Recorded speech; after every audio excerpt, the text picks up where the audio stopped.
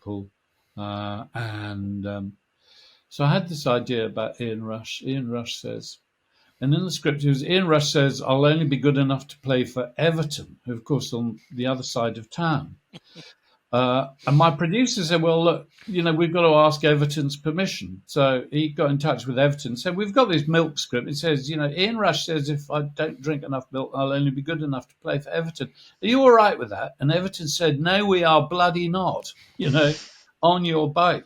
Anyway, dear Roger Shipley got in touch with a number of Premier League clubs who all said pretty much the same thing. And then he had the genius idea of going to the very bottom of the league. And I think actually Accrington Stanley had just dropped out, which they did briefly. And that's how it got to be a much, much funnier, much better ad. Accrington Stanley is just funny as a word, as two words. And everybody remembers the exactly. Yeah, exactly. Because... But you see, I mean, one of the marvelous things about creativity is when you make a mistake, often it leads to something better happening.